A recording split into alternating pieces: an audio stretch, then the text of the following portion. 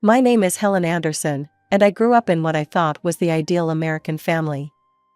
We weren't rich at first, but we were happy, just me, Mom, and Dad living in our modest starter home.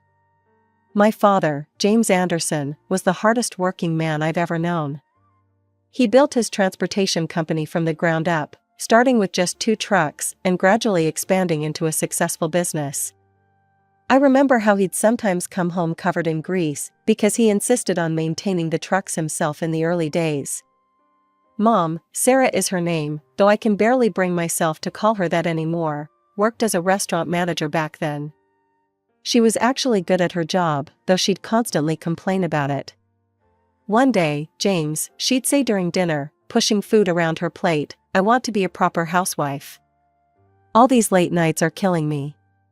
Dad would just smile and pat her hand, promising her that soon she'd be able to quit. And he kept that promise. When I was 9, Dad's business really took off.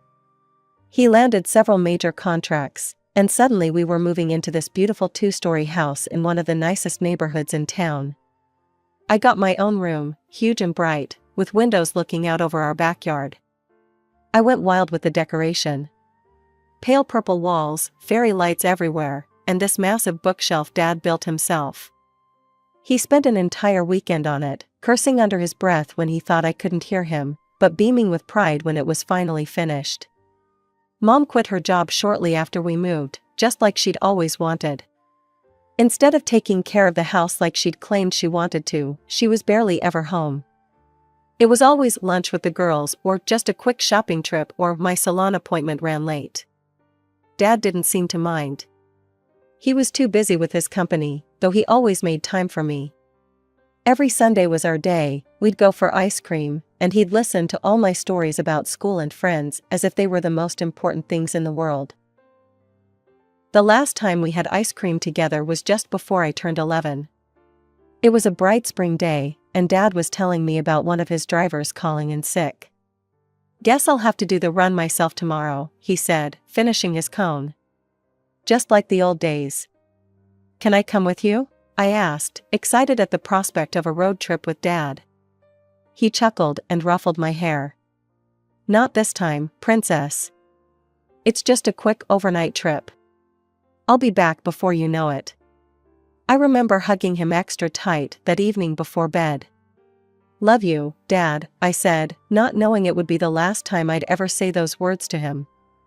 The next morning, he left before dawn. Mom was still asleep, so Maria, our nanny, made his coffee and packed him a lunch. I heard him start his truck and pull out of the driveway.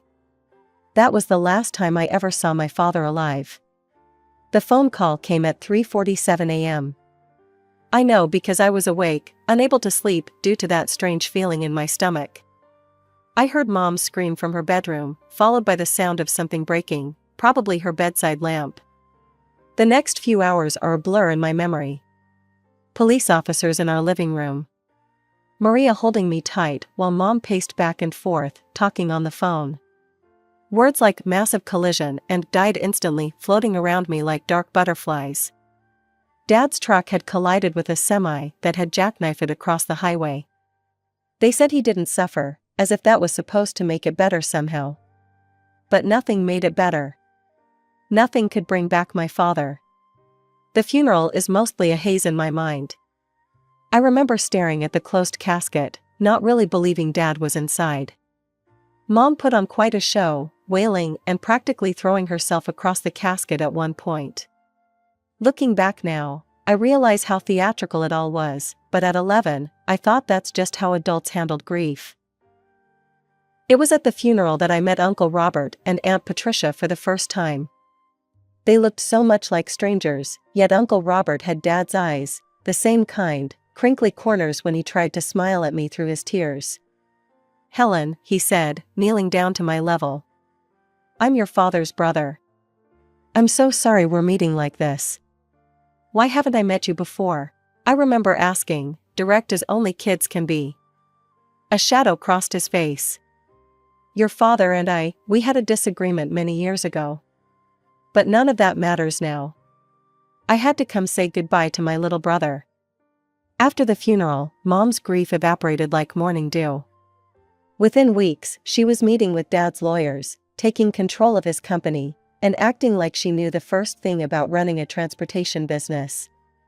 She started throwing around terms like restructuring and modernization, but it was obvious she was just making things up as she went along. I spent most of my time with Maria, who would shake her head sadly whenever Mom came home with shopping bags from expensive stores. "Your mother's spending money like water," Maria muttered one day while making my lunch. "Those poor drivers haven't been paid properly in weeks." She was right. Dad's employees started quitting one by one. These were men and women who'd worked for him for years, some since the beginning. I remembered their names, their faces, how they used to bring me little presents from their routes. Now they were leaving, unable to feed their families on promises and excuses. 6 months after Dad's death, Mom sold what was left of his company for a fraction of what it had been worth. She acted like she'd made some brilliant business decision, but everyone knew the truth: she'd run Dad's life's work into the ground. After the sale of Dad's company, Mom was rarely home, always out somewhere, and I spent most of my time with Maria. She'd started teaching me Spanish, saying it would come in handy someday. I spent a lot of time at the library after school. It was better than coming home to an empty house. Mom would breeze in late at night, sometimes smelling of wine, barely acknowledging my existence. "Oh, you're still up," she'd say, as if surprised to find me in my own home. Then she'd disappear into her room, and I wouldn't see her again until the next evening, if at all. Then came that Sunday night. I was doing homework in the kitchen when Mom burst through the door, giggling like a teenager. She wasn't alone. "Helen, sweetie," she called out, her voice thick with fake enthusiasm. "Come meet Richard." Richard was tall and wore an expensive suit that somehow still looked cheap. His smile didn't reach his eyes when he looked at me. "Helen," Mom said, clutching Richard's arm like a lifeline, "Richard and I got married last weekend. He's your new father. We're going to be a proper family again." "I already had a proper family," I said, my voice shaking. "I already have a father." Richard's fake smile disappeared. "Listen here, young lady," he said, his voice stern. "Your mother and I are married now. You need to accept that and show some respect." "You're not my father," I spat back. "You'll never be my father. See what I mean?" Richard turned to Mom. "Difficult child. Needs discipline." But Richard moving in was just the beginning. Within a week, his mother Gloria, his sister Janet, and his 12-year-old niece Madison had all moved in too. They took over the house like an invading army, rearranging furniture and changing the decor Mom and Dad had picked out together. Mom didn't seem to mind. She and Janet became instant best friends, spending hours shopping and gossiping. Gloria took over the kitchen, complaining about Maria's cooking until Mom fired her. I lost the only person who still cared about me in that house. Then came the final blow.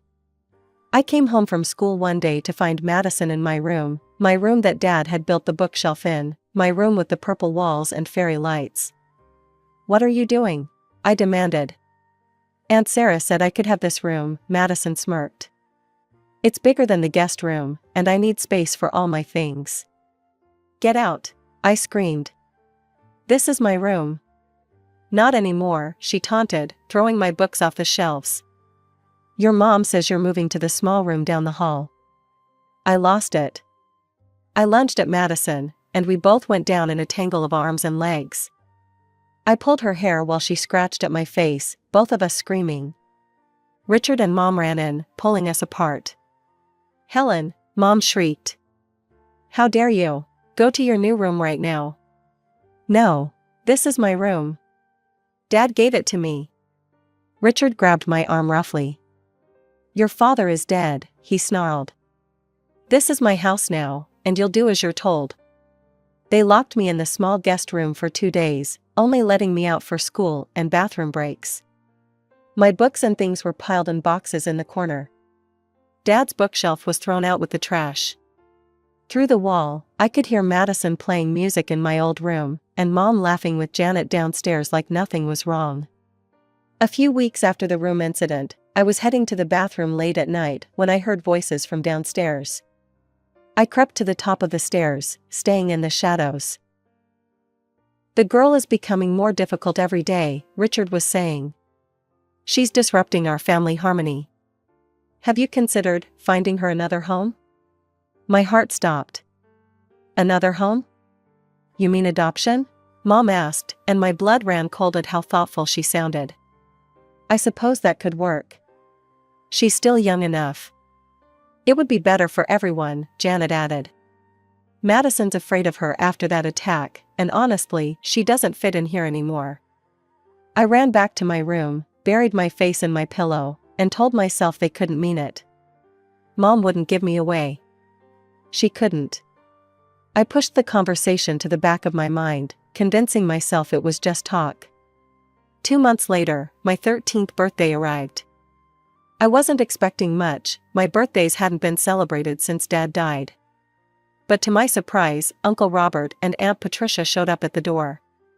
"Happy birthday, Helen," Uncle Robert said, hugging me tight. His eyes narrowed when Richard walked past, ignoring us completely. Mom had thrown together a hasty dinner, probably embarrassed that Dad's brother might judge her. The tension around the table was thick enough to cut with a knife. Then Mom cleared her throat. "Actually, Robert, Patricia, I'm glad you're here. There's something I need to discuss."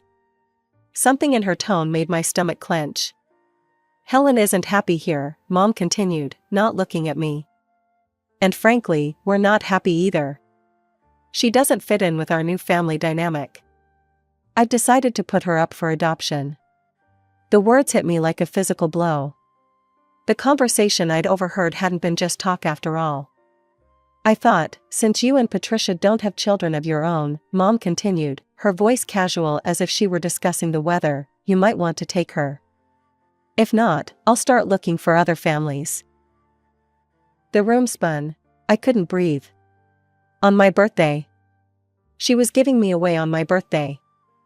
Uncle Robert's chair scraped back so violently it fell over. "We'll take her," he thundered, his face red with fury. "And you, Sarah, are the most despicable excuse for a mother I've ever seen. How dare you?" Richard started to stand, but one look from Uncle Robert made him sink back into his chair. "Patricia," Uncle Robert said, his voice gentler, "help Helen pack her things. We're leaving now." Aunt Patricia wrapped an arm around my shaking shoulders and led me upstairs. We packed quickly, throwing my clothes and few remaining possessions into bags. I was crying so hard I could barely see. "It's going to be okay, sweetheart," Aunt Patricia kept whispering. "We've got you now." I walked out of that house without looking back at Mom. She didn't try to stop me, didn't try to say goodbye. The last thing I heard as Uncle Robert closed the car door was Madison asking if she could have my new room too. The transition wasn't easy at first. I'd wake up in my new room at Uncle Robert and Aunt Patricia's house, momentarily confused about where I was. But then I'd smell Aunt Patricia's coffee and bacon wafting up from the kitchen, and remember that I was home, my real home. The adoption process moved quickly. Mom signed away her rights without hesitation, which hurt at the time but eventually felt like a blessing. Uncle Robert and Aunt Patricia became Mom and Dad on paper, making official what was already true in my heart. "Helen," Uncle Robert said one morning over breakfast, "we enrolled you in Riverside Prep. It's a better school than your old one, and we think you'll like it there." I did like it there. Without the constant stress of my old home life, I started doing better in classes. My teachers noticed, and so did my new parents. They came to everything, every school play, every academic awards ceremony, every parent-teacher conference. When I joined the debate club, they sat through every competition, beaming with pride even when I lost. They encouraged me to try new things. Piano lessons, summer science camps, volunteering at the local animal shelter, they supported it all. Not just with money, but with genuine interest and involvement. The pain of my mother's rejection faded gradually, replaced by the warm certainty of being truly loved. I stopped thinking about her, stopped wondering if she ever thought about me. My new life was too full, too happy for those old hurts to matter anymore. High school graduation came, and I had the loudest cheering section in the audience, not just Uncle Robert and Aunt Patricia, but their whole extended family who had embraced me as their own. "We have something to tell you," Aunt Patricia said at my graduation dinner. "We've been saving for your college fund since the day you came to live with us." They'd put aside enough to send me to any school I chose. I picked State University's business school, planning to major in investment management. College was incredible. I threw myself into my studies, determined to make them proud. During my junior year internship at Goldman Sachs, Aunt Patricia mentioned casually that she'd run into my birth mother at the grocery store. "She has a son now," Aunt Patricia said carefully, watching my reaction. "They're still in your father's old house with Richard's family." I just nodded, surprised to feel nothing but mild curiosity. That life seemed like a distant dream now, happening to someone else. After graduation, I landed a job at Morgan Stanley. My starting salary made my eyes pop. It was more money than I'd ever imagined making right out of college. The day I got my first paycheck, I went straight to the jewelry store. Uncle Robert had been wearing the same worn-out watch for years, and Aunt Patricia had been eyeing a particular pearl necklace in a local shop window. When I gave them their gifts, Aunt Patricia started crying, and Uncle Robert's hands shook as he put on his new watch. "You shouldn't have spent your money on us," he protested weakly. "Who else would I spend it on?" I asked, hugging them both. "You're my parents. You're the ones who made all of this possible." 6 years flew by after college. I climbed the corporate ladder at Morgan Stanley, earning promotion after promotion until I was managing my own team. Every success felt sweeter because I could share it with Mom and Dad, as I now called Uncle Robert and Aunt Patricia without hesitation. The apartment came first, a beautiful 2-bedroom condo in a nice part of the city. Mom helped me decorate it, and Dad insisted on checking all the paperwork before I signed the mortgage. Then I met Michael. A year of dating, and he proposed during a weekend trip to the beach. I said yes, before he even finished asking the question. Mom cried when we told them, and Dad pulled Michael into a bear hug. "Welcome to the family, son," he said, his voice gruff with emotion. We threw ourselves into wedding planning. Mom and I spent weekends looking at venues and tasting cakes, while Dad and Michael bonded over budget spreadsheets and vendor contracts. Then the message arrived on Facebook. "Helen, sweetheart. I've heard about your upcoming wedding. I know it's been a long time, but I'm still your mother. I've changed, and I want to make things right. Please let me be part of your special day. I miss you so much." My hand shook as I read the message. I immediately called Mom. "I saw Sarah yesterday," Mom said quietly when I told her about the message. "At the grocery store. She didn't ask about you, not once. But when I mentioned how successful you've become, how you're getting married, well," her eyes lit up in a way I didn't like. Mom hesitated before continuing. "There's more. That niece of her husband's, Madison? She got pregnant, married some deadbeat, and moved back into the house with her husband. The whole family is constantly fighting." Sarah was complaining about money problems, rather loudly, in the middle of the store. I felt a cold knot form in my stomach. So that's why she reached out. She needs money. I stared at the message for a long time before responding. My fingers hovered over the keyboard as memories flooded back, the room she gave away, the birthday she threw me away, the years of silence when she had every opportunity to reach out but didn't. Finally, I typed. "Sarah, let me be clear, you are not my mother. You lost that right when you gave me away on my 13th birthday. I have parents who love me unconditionally, something you never managed to do. I don't want you at my wedding. I don't want you in my life. Don't contact me again." I hit send, then immediately blocked her. My hands were steady now, my mind clear. I felt lighter somehow, as if I'd finally put down a weight I didn't know I was carrying. The morning of my wedding dawned perfect and clear. Michael's parents had rented the Mason Creek estate for the ceremony, a beautiful historic property with sprawling gardens and a restored Victorian mansion. I was in the bridal suite with Mom, putting the finishing touches on my makeup, when there was a knock at the door. "Ms. Anderson?" One of the security guards looked uncomfortable. "I'm sorry to disturb you, but there's a situation at the front gate. There are some people insisting they know you, a man, woman, and teenage boy." My stomach dropped. Somehow, I knew exactly who it was. "I'll handle this," I said, standing up carefully in my wedding dress. "Helen, you don't have to," Mom started, but I shook my head. "Yes, I do. Once and for all." I walked to the front gates, my wedding heels clicking against the cobblestone path. And there they were, Sarah, Richard, and a boy who must have been my half-brother, though he looked exactly like Madison. "Helen!" Sarah screamed when she saw me, grabbing the iron bars of the gate. "How dare you not invite your own mother to your wedding? Let us in immediately." I took a moment to really look at her. She'd aged poorly, her designer clothes were obviously last season's, her makeup too heavy, her hair desperately in need of a touch-up. Richard looked thinner, more haggard, the expensive suit replaced by something off the rack. "Richard should be the one walking you down the aisle," Sarah continued, her voice shrill. "He's your father." That made me laugh, a genuine, hearty laugh that echoed across the courtyard. "My father? The man who locked me in a room for 2 days? The man who helped you throw away your own daughter? We're family," Sarah's voice cracked. "You can't just pretend we don't exist. Look at how you're living, this fancy wedding, your big job, your expensive clothes. Meanwhile, we can barely make ends meet. We're drowning in debt, and you're here playing princess." Ah, there it was. The real reason for this dramatic appearance. "I'm not playing at anything," I said coldly. "I worked for everything I have. And let's be clear, you're not my family.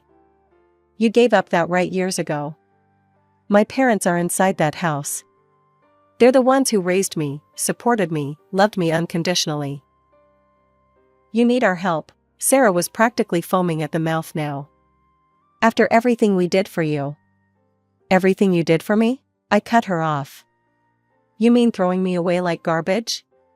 Taking away my room, my home, my childhood? That's what you did for me." I turned to the security guards. "These people are strangers who are trespassing. Please remove them from the property. They are not welcome here." "You can't do this," Sarah screamed as the guards moved forward. "I'm your mother." "No," I said firmly. "You're just the woman who gave birth to me. There's a difference." I turned my back on her continued screams and walked away, my head held high. When I returned to the bridal suite, Mom was waiting with a worried expression. "Are you okay, sweetheart?" I took a deep breath and smiled. You know what? I've never been better. That chapter of my life is finally, completely closed. There was a knock at the door, and Dad poked his head in. "Ready, princess?" I looked in the mirror one last time, adjusting my veil. The woman looking back at me wasn't that scared 13-year-old girl anymore. I was strong, successful, and loved, truly loved. "I'm ready," I said, taking Dad's arm. The wedding march began to play as we approached the garden ceremony. I could see Michael waiting at the altar, beaming at me with tears in his eyes. Our guest stood, turning to watch as Dad walked me down the aisle. This was how it should be, the man who taught me to drive, who helped me with my college applications, who showed me what a father's love really means, was the one giving me away. The ceremony was perfect. Michael and I exchanged our vows under a blue sky, surrounded by flowers and the people who truly loved us. When he kissed me for the first time as my husband, our guests erupted in cheers. The reception lasted well into the night. Dad gave a touching speech that had everyone crying, then made everyone laugh with embarrassing stories from my college years. Mom danced with Michael while I danced with Dad, and I couldn't stop smiling. That was 6 months ago. Michael and I just got back from our honeymoon in Greece, and life has settled into a wonderful new normal. Sometimes people ask me about my real parents, and I tell them truthfully that my real parents are the ones who chose me, who loved me, who shaped me into the person I am today. I don't know what happened to Sarah and her family after the wedding, and honestly, I don't care. I heard through the grapevine that they had to sell Dad's old house, but that's not my concern anymore. That part of my life is over. My story isn't about being abandoned or betrayed. It's about finding your real family, the people who love you not because they have to, but because they want to. It's about choosing happiness over bitterness, forgiveness over anger, and moving forward instead of looking back. I'm Helen Anderson Mitchell now, and I couldn't be happier with the way things turned out. Every morning, I wake up next to a man who loves me completely, and every Sunday, we have dinner with the parents who chose me and never let me go.